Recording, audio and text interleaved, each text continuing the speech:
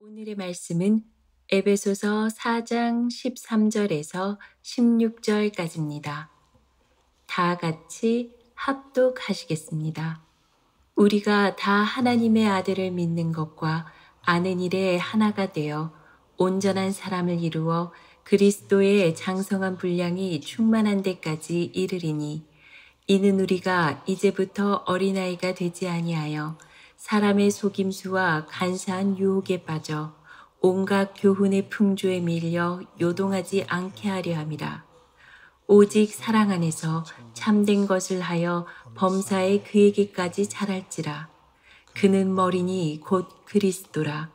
그에게서 온몸이 각 마디를 통하여 도움을 받음으로 연결되고 결합되어 각 지체의 분량대로 역사하여 그 몸을 자라게 하며 사랑 안에서 스스로 세우느니라. 아멘. 할렐루야. 네, 이 시간 우리 앞뒤 좌우로 인사하시겠습니다. 천이 되고 강국이 됩시다. 네, 활짝 웃으면서.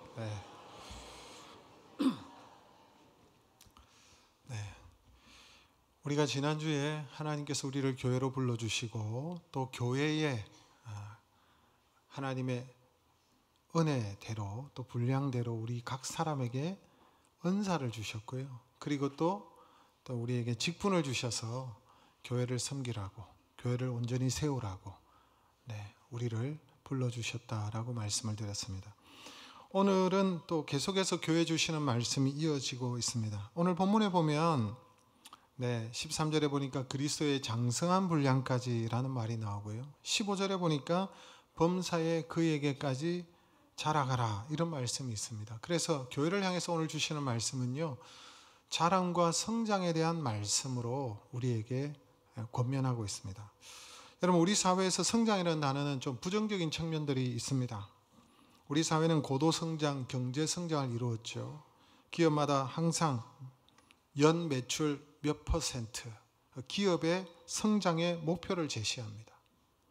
또한 교회 또한 부흥을 간절히 원하는데 그것은 다름 아닌 성도의 수의 증가에 초점이 맞추어져 있는 것을 볼 수 있습니다. 근데 여러분, 우리가 성장을 갈구하지만 이 성장이 우리를 행복해 주지는 않습니다. 경제 성장의 대가가 항상 좋은 것은 아니죠. 경제 성장의 대가가 오히려 불평등을 심화시켰습니다. 사람들을 일과 물질의 노예로 만들었습니다. 성장이라는 이름으로 반생명적, 반인간적인 조치들이 기업에서 행해집니다.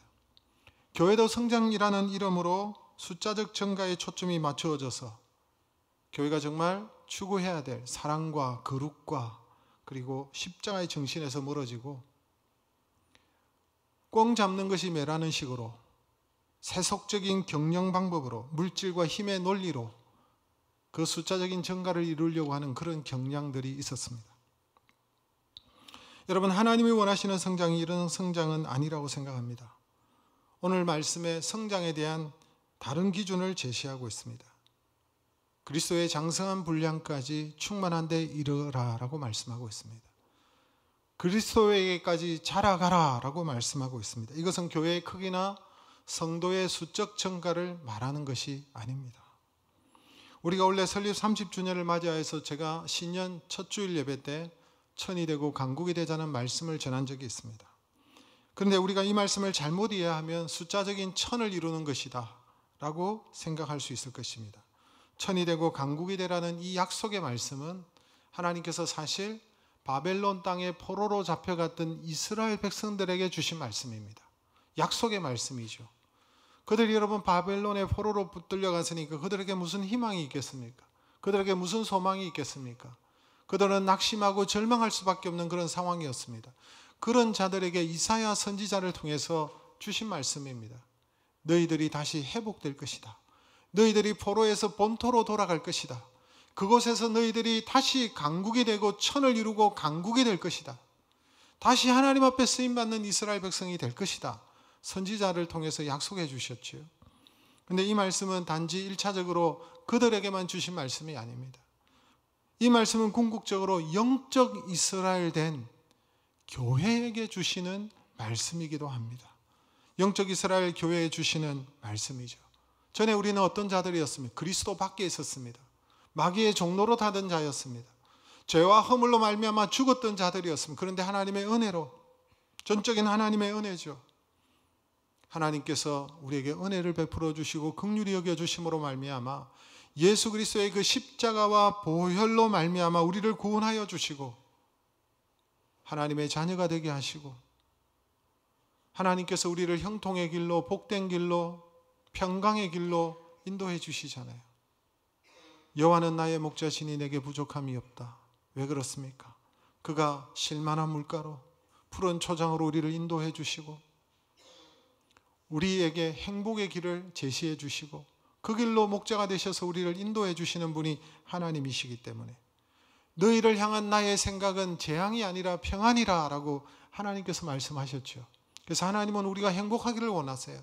우리가 평안하기를 원하세요. 우리가 형통하기를 원하시는 분이 하나님이십니다. 그런데 하나님은 여기에만 우리가 머물러 있는 것이 아니라 형통하고 평안하기만을 원하시는 것이 아니라 우리를 향한 더한 기대를 가지고 계신 분이 하나님이십니다.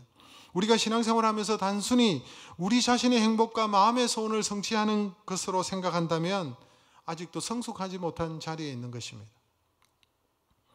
여러분, 교회의 본질은 각 개인의 행복을, 각 개인에게 평안과 행복과 치유와 회복을 주는 것도, 만드는 것도 중요하지만 그것보다 더 중요한 목적이 있습니다. 하나님은 우리를 교회로 부르셨잖아요. 그래서 교회로 부르셔서 교회를 통해서 회복시키시고 교회를 통해서 치유하시고 교회를 통해서 기쁨을 주시고 뿐만 아니라 양육해 하시고 훈련을 시키시고 말씀을 배우도록 하시고 그래서 우리를 성숙한 자로 키워가시기를 원하는 거예요. 그리고 하나님의 뜻이 무엇인지, 거룩한 하나님의 뜻이 무엇인지 알게 하시고 그 하나님의 뜻을 교회 공동체가 함께 이루어 가기를 원하시는 것이 하나님의 마음이십니다.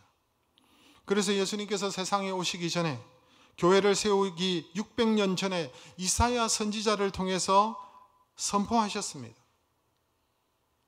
장차 이 땅의 모습을 드러낼 하나님의 백성들, 하나님의 교회를 향하여 이렇게 말씀하신 것입니다. 이사야서 60장 21절에서 22절 말씀 우리 같이 읽겠습니다. 그들은 나의 영광을 나타낼 것인즉 그 작은 자가 천명을 이루겠고 그 약한 자가 강국을 이룰 것이라. 때가 되면 나 여호와가 속히 이루리라. 여기 보십시오. 그들은 앞으로 장차 세워질 하나님의 백성 교회를 말하는 거예요. 그들은 나의 영광을 나타낼 것인즉. 여러분, 하나님께서 우리에게 은혜를 베푸시고 우리에게 치유와 회복을 허락하시는 이유가 무엇입니까? 하나님의 영광을 나타내기 위해서.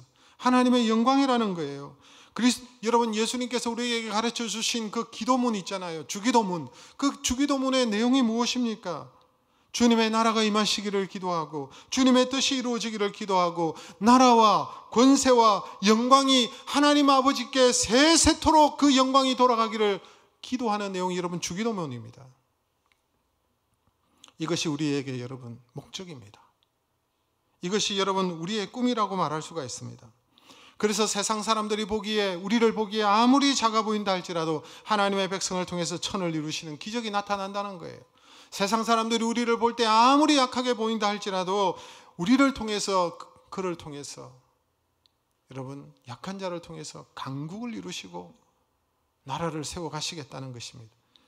하나님께서 교회를 통해서 이런 기적을 이루신다는 거예요. 하나님께서는 우리 교회를 통해서 저와 여러분을 통해서 하나님의 영광을 나타내고 하나님의 나라를 건설할 사람, 천을 이루고 강국을 이루는 공동체가 되기를 원하신다는 사실입니다. 이것이 여러분 하나님의 꿈이요 비전입니다. 그래서 이것이 우리의 비전이에요. 우리 교회 여러분 사명 스테이트먼이 있잖아요. 미션 스테이트먼트. 예수 그리스도의 제자가 되어서 지역과 민족과 열방의 축복의 통로가 되는 공동체가 되자. 여러분 동일한 말입니다. 천이 되고 강국이 되자는 말은, 하나님의 영광을 나타내고 천이 되고 강국이 되자는 말은 여러분 미션 스테이트먼트가 뭐 다른 내용이 아니라, 새로운 소리가 아니라 동일한 거예요. 이것이 우리의 목적입니다. 이것이 우리의 꿈입니다. 여러분, 그래서 우리가 다 하나가 되어야 되는 거예요. 교회 공동체를 하나님께서 불러주셨으니 우리 보고 하나 되라고 하셨습니다. 온전한 자가 되라고 하셨습니다. 오늘 본문에 보니까 그리스도의 장성한 분량까지 자라고 성장해야 된다고 말씀하고 있는 것입니다. 즉 우리가 예수를 따르고 예수를 닮아가고 예수를 배우고 예수의 제자가 되어서 예수께서 행하신 그 사역을 오늘날 교회가 계승하고 확장시켜 나가는 것이 하나님의 뜻이라는 거예요. 그래서 오늘 본문에 성장하라, 자라가라 라는 내용이 나타나는데, 이것은 단순히 숫자적인 증가와 외적인 성장을 말하는 것이 아니라 우리가 먼저 우리의 내적 성장을 이루라는 거예요. 그래서 오늘 본문에 보니까 성장의 분명한 목표, 성장의 모델을 제시해 주시지 않습니까? 13절에 우리의 성장의 목표가 무엇입니까? 모델이 무엇입니까? 그리스도의 장성한 분량이 충만한 데까지 이르라는 거예요. 우리의 성장의 목표와 성장의 모델이 그리스도시라는 거예요. 그리스도의 장성한 분량까지, 충만함까지, 일부가 아니라 그리스도의 최대치까지 자라가라. 이것이 하나님께서 우리 교회를 향해서 말씀해 주시는 내용입니다. 이것이 여러분 믿는 사람의 궁극적인 목표입니다. 여러분, 우리는 이렇게 되기를 사모해야 되는 거예요. 이러한 여러분 열망이, 우리의 갈구함이 있어야 되는 것입니다. 그리스도의 장성한 분량까지 성장하고자 하는, 자라고자 하는 열망이 있어야 되는 거예요. 여러분, 어린아이들은 아빠를 보면 아빠가 우상이죠. 왜 아빠가 우상입니까? 어릴 때 보면 아빠가 최고거든요. 아빠가 힘도 세고 아빠도 키가 크고 아빠가 다 모든 것을 해줄 수 있는 것처럼 보이거든요. 그래, 아빠가 우상이에요. 그래서 아이들이 종종 이런 말을 합니다. 나도 아빠처럼 되고 싶다고. 나도 아빠처럼 멋있고 크고 강하고 나도 아빠처럼 될 거야. 아이들의 눈에 여러분 아빠가 우상이기 때문에 그렇습니다. 나중에 여러분 청소년기가 되면 좀 꿈이 깨죠. 아빠가 못하는 게 있구나. 우리 아빠가 안 되는 게 있구나. 근데 여러분, 우리도 마찬가지예요. 우리의 꿈과 소망이 무엇입니까? 이 어린아이처럼 나도 예수처럼 거룩하고 예수처럼 온전하고 예수처럼 아름답고 예수처럼 아름다운 인격을 가지고 예수처럼 살고 싶다. 예수님처럼 나도 살아가고 싶다. 이런 열망이 우리에게 있어야 된다는 거예요. 이런 소망이 있어야 되는 것입니다. 그러한 소망과 갈구함이 우리 안에 일어나기를 주님의 이름으로 축복합니다. 허구한 날 우리의 소망이 주식에 올라서 내가 원하는 그런 삶을 살고 경제적인 자유를 얻고, 그게 여러분 우리의 소망이고 그게 여러분 우리의 목표가 아니라는 거예요. 예수 그리스도의 제자로서 예수 그리스도를 닮아가는 사람, 그리스도의 장성한 분량에 이르기를 소망하고 그것을 바라봐야 된다는 것이죠. 그러면 어떻게 하면 우리가 그리스도의 장성한 분량까지 자라고 그에게까지 자라고 성장할 수가 있겠습니까? 오늘 본문의 말씀을 보니까 여러분 먼저 그리스도를 알아야 됨을 말하고 있습니다. 여러분 오늘 13절의 말씀 우리가 한번 읽어볼까요? 13절, 우리가 다 하나님의 아들을 믿는 것과 아는 일에 하나가 되어 온전한 사람을 이루어 그리스도의 장성한 분량이 충만한 데까지 이르리니. 여러분 그리스도 대신 하나님의 아들이신 그리스도를 믿는 것과 아는 것에 하나가 되어야 된다, 이런 말이 있습니다. 여러분 가장 먼저 알아야 되죠. 분명히 알지 못하고 무턱대고 믿을 수가 없지 않습니까? 믿습니다 한다고 해서 여러분 그게 알지 못하고 믿는 것은 위험한 신앙입니다. 지식이 없는 믿음은 무의미하고 공허하고 헛되고 맹목적인 것이죠. 호세아 선지자가 이런 말을 했습니다. 이스라엘이 타락하고 하나님에게 패역한 민족이 된 원인이, 이스라엘이 멸망하게 된 이유가 뭐냐? 여호와를 아는 지식이 없어서 너희들이 망하는 것이다 라고 말하는 거예요. 하나님을 알지 못하니까 우상에게 가고, 하나님을 알지 못하니까 다른 것을 추구하게 되고, 그래서 망하는 거예요. 믿음의 대상이신 그리스도를 알지 못하는데 어떻게 그리스도의 장성한 분량까지 우리가 자라고 성장할 수가 있겠습니까? 우리의 믿음의 대상이요, 성장의 목표요, 예수 그리스도를 분명히 알고 믿을 때에 우리가 자라고 성장할 수 있는 것입니다. 믿고 아는 것에 하나가 되면 그리스도를 닮아가게 되는 것입니다. 오늘 본문 14절에 이런 말씀이 있습니다. 같이 읽어볼까요? 이는 우리가 이제부터 어린아이가 되지 아니하며 사람의 속임수와 간사한 유혹에 빠져 온갖 교훈의 풍조에 밀려 요동하지 않게 하려 함이라. 어린아이가 되지 않고 유혹에 빠지지 않고 요동하지 않기 위해서 그리스도를 알아야 되는 거예요. 그래 여러분 단단한 믿음 위에 설 수가 있는 것입니다. 요동한다는 것은 기복이 있다는 것이죠.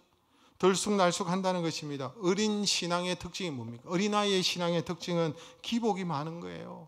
감정적인 기복이 있고요.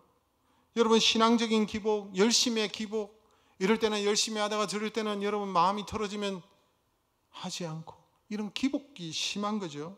종잡을 수가 없는 거예요. 안정성이 없는 거예요. 지속성이 없는 거예요. 그래서 제가 청년들의 믿음을 잘 믿지 않습니다. 막 뜨겁고 막 열심히 하는데 어느 날 보면 식어가지고. 그 이유가 뭡니까? 그리스도를 아는 지식이 없기 때문에 그래요. 왜 많은 자들이 이단에 그렇게 쉽게 넘어갑니까? 이단에 넘어가는 사람들 보면요, 청년들이 많아요.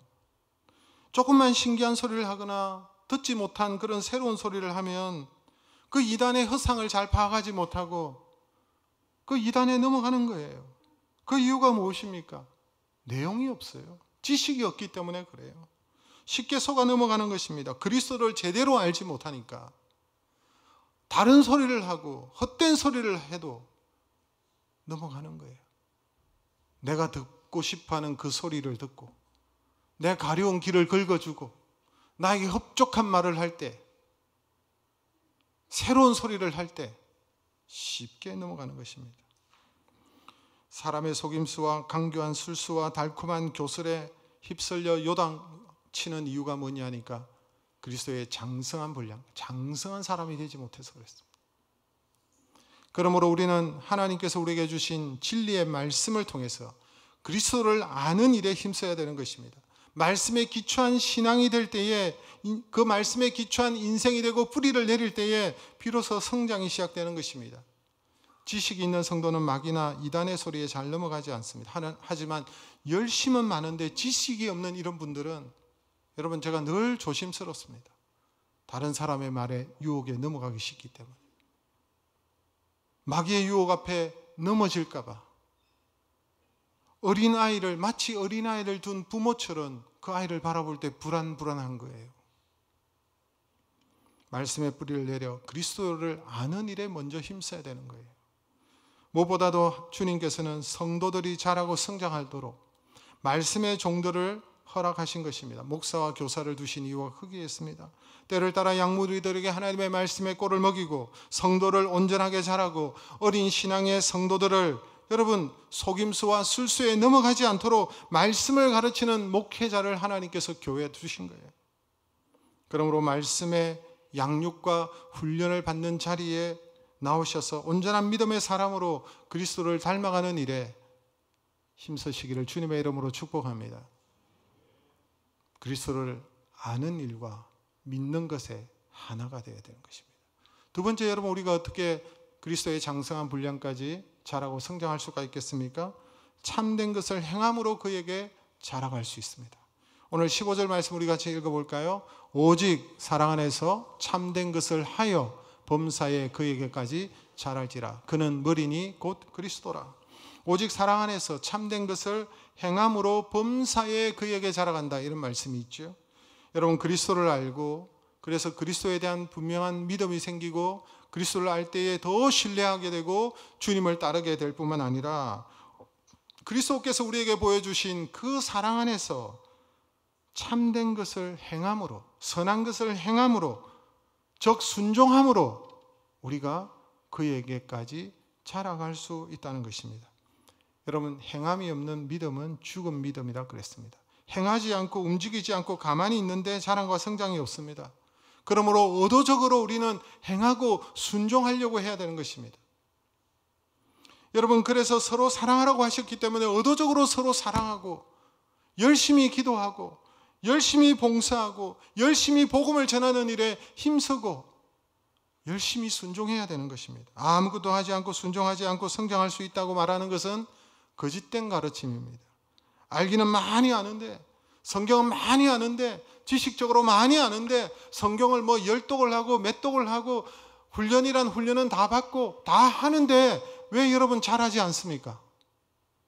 순종의 액션이 없기 때문에 그렇습니다. 순종하지 않으면 잘할 수가 없어요. 여러분, 아브라함을 생각해 보십시오. 우리 아브라함 하면 믿음의 조상 아닙니까? 믿음의 조상이다. 여러분, 아브라함은 하나님과 친구처럼 교제했습니다. 정말 깊은 은혜의 세계 속에 여러분 들어갔습니다. 아브라함이 처음부터 믿음의 사람이었습니까? 처음부터 여러분 믿음의 조상이 되었습니까?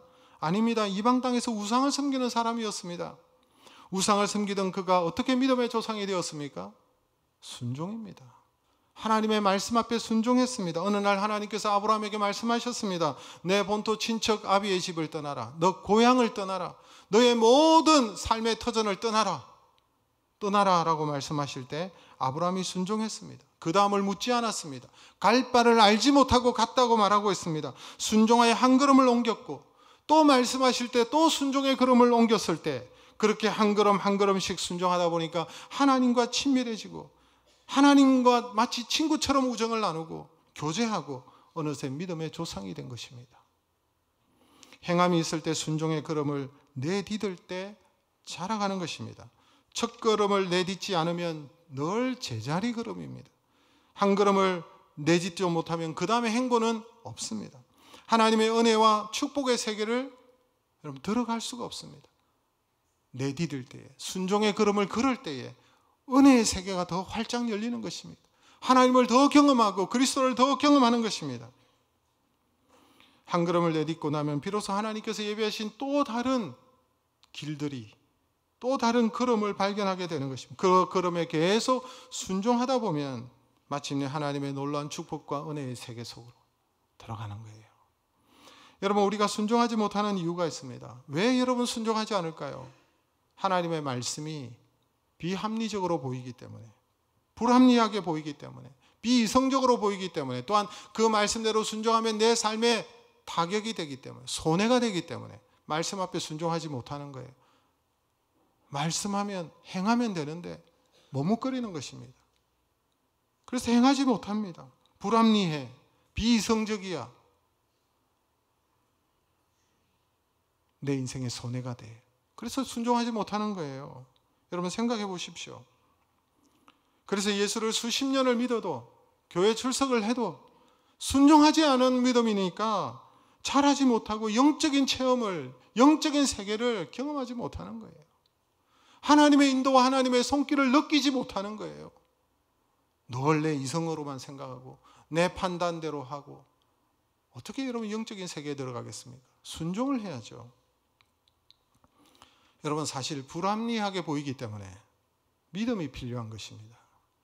여러분, 성경을 보세요. 믿음의 세계는 다 불합리하게 보이고 비이성적으로 보이고, 여러분 인간의 상식을 뛰어넘는 그런 모습들이 얼마나 많습니까?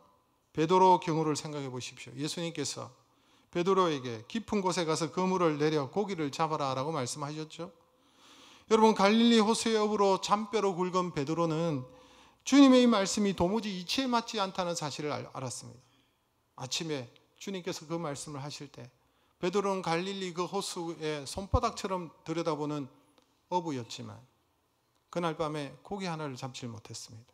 그럴 때 베드로가 이런 고백을 합니다. 밤이 맞도록 수고하였어도 얻은 것이 없지만은 말씀에 의지하여 그물을 내리겠습니다. 순종합니다. 내 이치에 맞지 않지만 그물을 내리겠습니다. 순종합니다. 불합리하게 보이지만, 내게 손해가 되지만, 힘 빠지지만, 지쳐 있지만 순종하겠습니다. 그래서 그물을 내렸습니다. 순종했습니다. 그 순종의 한 걸음이 위대한 하나님의 사람 베드로 게바 반석이 되는 과정의 한 걸음이었고, 그는 마침내 하나님 앞에 위대한 사도로 쓰임을 받았습니다. 여러분, 순종하기 쉬운 것부터 우선적으로 실천해야 됩니다. 그리스도를 닮아가고 영적으로 자라는 일이라면 작은 것부터 시작하시면 됩니다. 그럴 때 은혜의 세계가 열리고 주님을 닮고 영적으로 성장하게 되는 것입니다. 요한복음 14장 21절 말씀, 제가 굉장히 좋아하는, 암송하는 말씀입니다. 우리 같이 한번 읽어볼까요? 나의 계명을 지키는 자라야 나를 사랑하는 자니 나를 사랑하는 자는 내 아버지께 사랑을 받을 것이요 나도 그를 사랑하여 그에게 나를 나타내리라. 여러분, 내 계명을 지키는 자라야 나를 사랑하는 자다 그랬어요. 우리는 주님 사랑합니다, 주님 사랑합니다, 주님 믿지 않습니다. 내가 얼마나 말씀 앞에 순종하는지, 그 말씀 앞에 순종하는 자가 나를 사랑하는 자라고 말씀하셨죠. 순종하는 자에게, 순종하는 자는 아버지의 사랑을 받을 뿐만 아니라 나도 그를 사랑하여 그에게 나를 나타낸다 그랬어요. 주님께서 가까이 오신다는 거예요. 주님께서 축복하신다는 거예요. 더 깊은 인격적인 관계 속에 들어가도록 우리에게 친밀하게 오신다는 거예요. 그럴 때 여러분, 우리는 주님을 더욱더 닮아갑니다. 주님과 동행하다 보면 그분을 닮게 됩니다. 그분의 인격을 닮게 됩니다. 그분의 삶을 닮게 됩니다. 자라게 됩니다. 그래서 그리스도의 장성한 분량까지, 충만한 데까지 이르는 은혜가 있게 될 줄로 믿습니다. 마지막으로 우리가 어떻게 그에게까지 자랄 수가 있습니까? 서로 연합하여 자라갈 수 있습니다. 오늘 본문 16절 말씀 우리 같이 읽겠습니다. 그에게서 온몸이 각 마디를 통하여 도움을 받음으로 연결되고 결합되어 각 지체에 그 몸을 자라게 하며. 여러분, 교회를 그리스도의 몸으로 비유하지 않습니까? 교회는 몸입니다. 살아있는 유기체, 즉 유기체입니다. 근데 여러분, 이 몸이 어떻게 자라갈 수가 있겠습니까? 이 몸이 자라기 위해서는 무엇보다도 몸의 지체들이 서로 연결되고 결합되어져 있어야 여러분 자라고 성장할 수 있습니다. 너무나도 당연한 것 아니에요? 몸의 지체가 떨어져 나가면 성장하지 못할 뿐만 아니라 결국은 죽는 거예요. 교회가 사느냐 죽느냐는 바로 지체들의 연결과 결합에 있습니다. 여러분, 신앙생활은 홀로 쓰기가 아닙니다. 그냥 내가 혼자 신앙생활하고 내가 예수 잘 믿으면 되지, 그런 사람은 잘할 수가 없습니다. 신앙생활은 홀로 서기가 아니라 함께 서기입니다. 함께 연합할 때만 설 수가 있습니다. 온전한 믿음으로 자랄 수가 있습니다. 여러분, 신앙의 여정 속에서 함께할 진정한 믿음의 가족이 없다면 영적 침체에 빠질 것입니다. 또한 침체에 빠져 있으면 그 침체에서 벗어나기가 어렵습니다. 그러므로 누구든지 자기가 속해야 될 영적인 울타리가 있어야 되는 거예요. 하나님께서 그 영적인 울타리를 주시는 거예요. 영적 울타리, 영적 가족이 주위에 없다면 우리는 세상의 유혹에 쉽게 넘어가게 되고 사단의 밥이 되는 거예요. 먹잇감이 되는 거예요. 정글의 법칙 아시잖아요. 여러분, 사자가 누구를 노립니까? 무리에서 벗어난 여러분 타켓이 거기에 있지 않습니까? 그러므로 혹시 영적인 고아처럼 홀로 신앙생활 하시는 분들이 있다면 교회 등록하시고 교회 소속이 되시고 구역 안에서 여러분 교제하고 구역 안에서 여러분 성장하고 자라가야 되는 것입니다. 초대교회 성도들은 사도의 가르침을 받았죠. 그리고 난 다음에 어떤 일에 힘썼습니까? 떡을 떼며 모이는 일에 힘썼습니다. 영적인 교제를 나눈 데 힘썼습니다. 신앙생활의 교제는 코이노니아죠. 놀고 먹는 것이 아닙니다. 단순히 만나고 식사하는 정도의 교제가 아닙니다. 그 교제에는, 그 모임에는 누가 계십니까? 두세 사람이 내 이름으로 모인 곳에는 나도 그들 중에 함께 있느니라. 그 소그룹 안에 그리스도께서 계심으로 말미암아 그 그리스도 안에서 우리의 삶을 나누고 우리의 본질을 나누고 우리의 핵심을 나눌 때에 하나님께서 역사하시는 거예요. 우리의 연약함을 나눌 때에 하나님께서 긍휼히 여겨주시고 그 연약함을 붙잡고 그 지체들이 함께 기도하고 함께 세워주고 함께 여러분 일어나는, 그리고 자라고 성장하는 일들이 일어나는 것입니다. 여러분, 무교회주의를 주장하는 김규신, 함석헌 이런 분들이 있습니다. 김규신, 함석헌 우리나라 근대화의 여러분 중요한 인물들이었습니다. 크리스찬들이었습니다. 그러나 이들의 주장에 문제가 있습니다. 이들은 무교회주의를 주장했습니다. 이 말이 무슨 말이냐니까 예수 그리스도는 너무 좋은데, 그리스도는 너무 온전하시고 그리스도의 사랑과 그분의 행함과 그분의 모습들이 예수 그리스도는 너무 좋은데, 그러나 문제 많은 성도들이 모여있는 문제 많은 교회는 싫다는 거예요. 교회 보니까 너무 문제가 많은 거예요. 너무 이상한 사람들도 많은 거예요.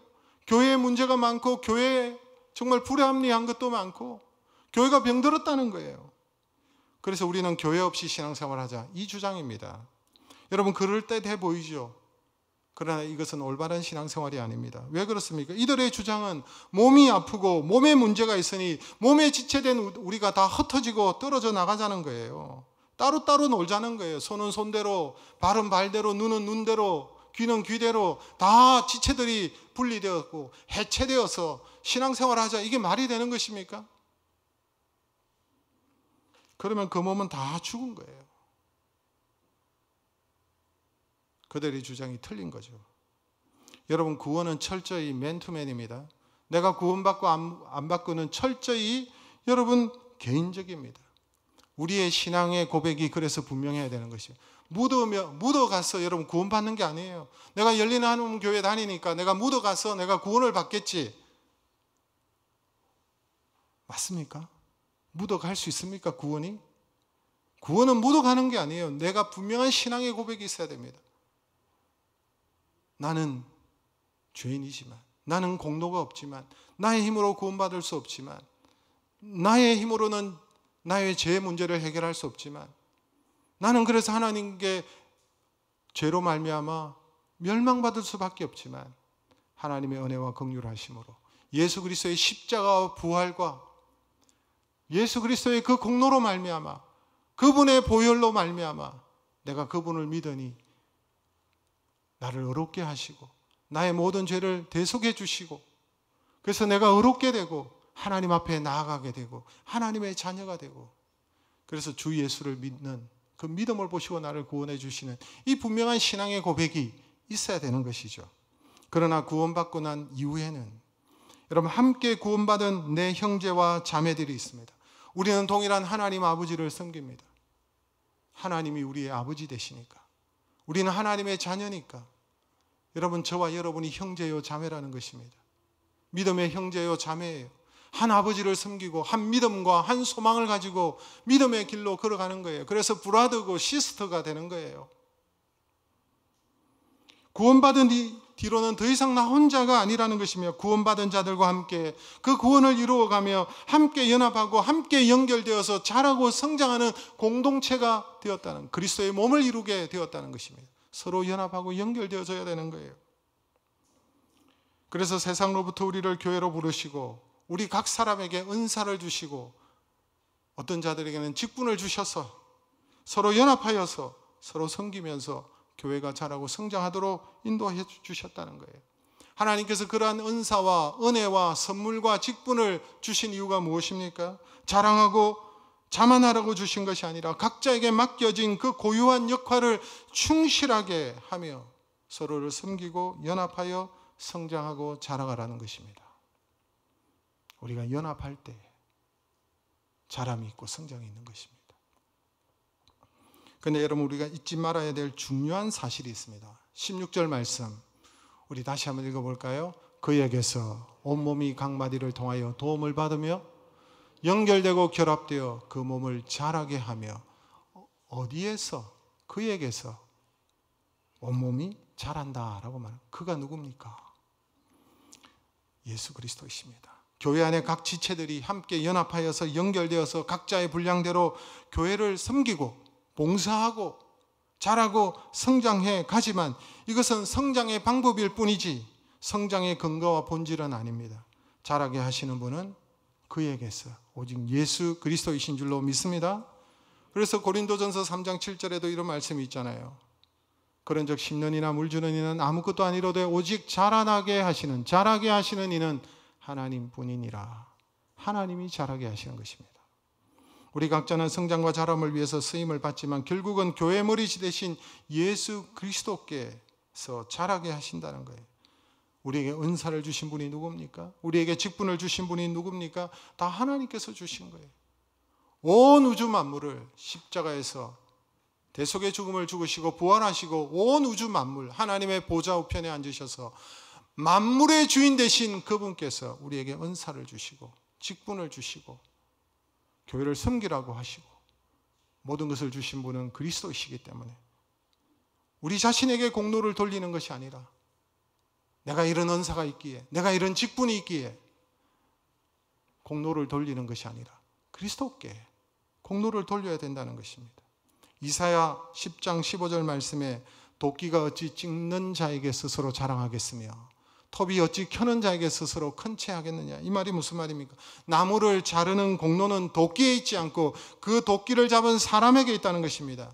개인이나 교회의 성장에 대해서 우리 중에 그 누구도 자랑할 수 없다는 거예요. 잘난 체 할 수 없다는 거예요. 어떤 직분자도 마치 자신으로 말미암아 교회가 성장하고 공동체가 아름답게 되었다 자랑할 수 없다는 거예요. 자라게 하시는 분은 하나님이시기 때문에 골로새서 2장 19절에 마치 에베소서의 병행 구절처럼 이런 말씀이 있습니다. 우리 같이 읽어볼까요? 온몸이 머리로 말미암아 마디와 줄기로 공급함을 받고 연합하여 하나님이 자라게 하심으로 자라느니라. 하나님께서 자라게 하신다는 거예요. 각 지체들이 비록 마디와 힘줄로 통하여 머리이신 주님에 의해서 제공된 그 영양분을 전달하지만 몸은 하나님이 자라게 하시고 하나님께서 성장시키신다는 거예요. 그렇습니다. 교회는 주님이 세우셨고 교회는 주님으로부터 태어났고 그래서 교회는 그에게서 자라고 여러분 그에게 이르는 것입니다. 그러므로 교회의 모든 지체들은 자신이나 서로에게 영광을 돌려서는 안 되며 오직 교회의 머리 대신 우리의 인도자 대신 우리의 목적 대신 예수 그리스도께 영광을 돌리며 자라고 성장해 가야 된다는 사실입니다. 사랑하는 성도 여러분, 말씀을 맺습니다. 하나님은 우리가 그리스도의 장성한 분량에 이르기를 원하십니다. 그에게까지 자라기를 원하십니다. 예수 그리스도를 믿으니까 되는 대로 살아도 나는 이제 구원받았으면 됐다라고 생각하면 여러분 안 됩니다. 우리 개인이 자라고 우리 교회 공동체가 성장하고 자라가야 됩니다.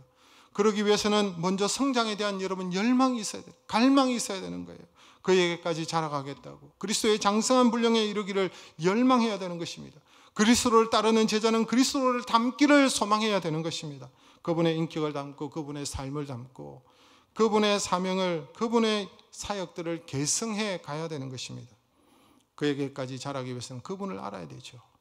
주님을 알고 배우고 그래서 주님을 사모할 때 주님을 더 신뢰하게 되고 우리의 믿음이 자라게 되는 것입니다. 하나님의 아들을 믿는 것과 아는 일에 하나가 되어야 성장할 수 있습니다. 또한 행함이 있어야 됩니다. 말씀 앞에 순종이 있어야 됩니다. 순종을 행함으로 말미암아 여러분 은혜의 세계가 더 열리고 주님을 더 배우고 더 깊이 체험하고 주님과 더 깊은 관계로 들어가는 것입니다. 마지막으로 교회 머리 대신 예수 그리스도의 도움으로 우리가 서로 연합하고 연결될 때 자라고 성장할 수 있습니다. 주님의 공급합심이 없다면 또한 우리가 연결되지 못하고 우리가 찢어진다면 여기에는 성장이 없습니다. 이러한 공동체는 죽는 것입니다. 그러므로 모이게 힘쓰고 서로 연합하여 그리스도의까지 자라나는 열린 하나님 공동체 되시기를 주님의 이름으로 축복합니다. 우리 말씀을 생각